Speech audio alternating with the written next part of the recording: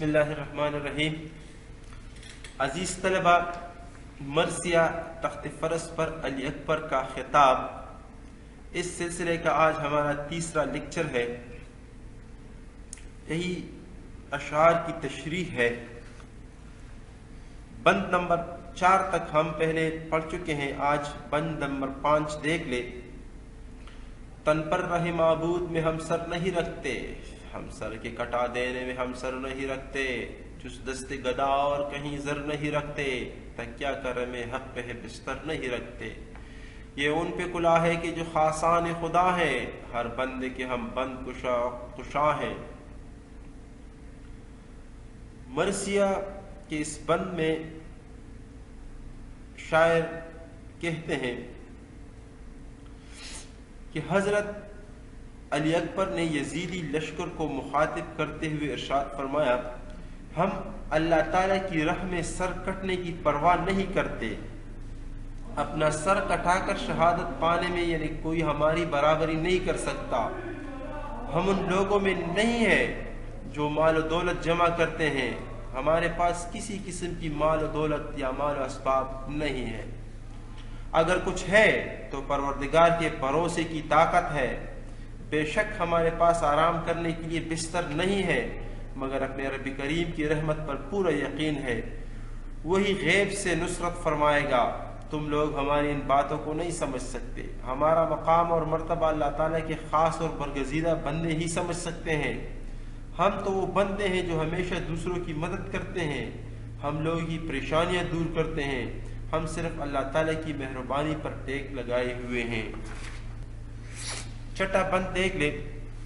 احکام یزید اور ہے اور اپنے امور اور، باطل کی نمود اور ہے اور حق ظہور اور، نمرود کی آگ اور ہے اور آتش طور اور، زنبور کا غل اور ہے الحان زبور اور۔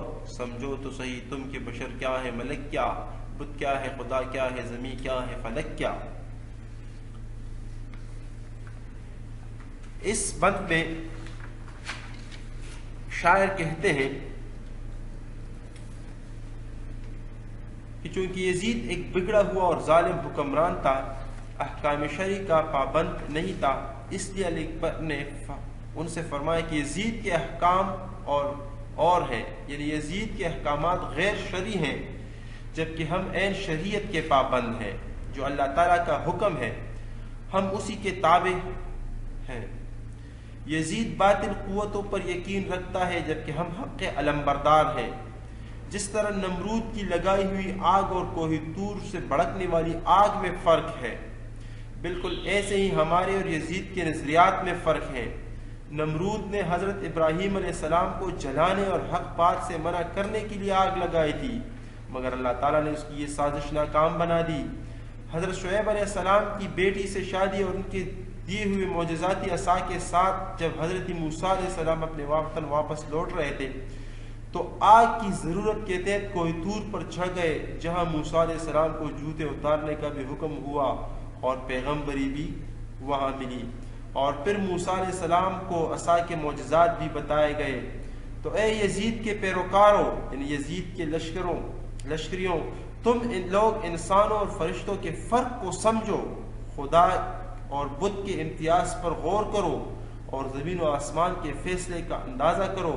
حق اور باطل میں اتنا ہی فرق جتنا ان چیزوں کے درمیان، کیا تم حق اور باطل کے درمیان اتنے واضح فرق کو سمجھنے سے قاصر ہو؟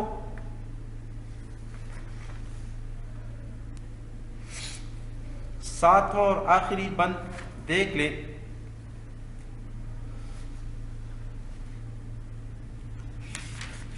ساما سے کوئی صاحب ایمان نہیں ہوتا، ہر اہل عصا موسیٰ عمران نہیں ہوتا، پہنے جو انگوٹھی وہ سلیمان نہیں ہوتا، آئین اگر اسکندر دوران نہیں ہوتا، لاکھوں جو پشے کہما ہو نہیں جاتا، بت سجدہ کافر سے خدا ہو نہیں جاتا۔ تشریح کی طرف توجہ دے۔ زیادہ طاقت اور زیادہ وسائل سے کوئی شخص صاحب ایمان نہیں ہو جاتا۔ ایک حق پرست اور مسلمان بننے کی وضاحت کرتے ہوئے حضرت علی اکبر یزیدی لشکر کو مخاطب کرتے ہوئے فرماتے ہیں کہ بہت زیادہ دنیاوی ساز و سامان اکٹھا کر لینے سے کوئی شخص صاحب ایمان نہیں ہو سکتا۔